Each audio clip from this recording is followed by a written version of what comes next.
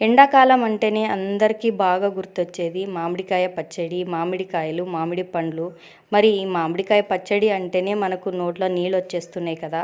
మరి చేసుకోవడం కూడా చాలా ఈజీ. మీరు ఇంట్లో ఇంకా చేసుకోలేదా? అయితే ఈరోజు చేసేసుకోండి. దానికోసం ఒక పెద్ద బౌల్ తీసుకొని దాంట్లో 5 కప్పుల వరకు మామిడికాయ ముక్కల్ని వేసుకోవాలి.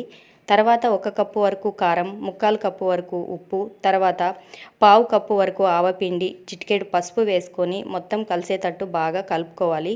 స్పూన్తో లేకపోయినా చేత్తోనైనా బాగా కలిపి పెట్టుకోవాలి. ఇలా కలుపుకున్న తర్వాత మనం దీంట్లోకి ఆయిల్ అనేది వేసుకోవాలి.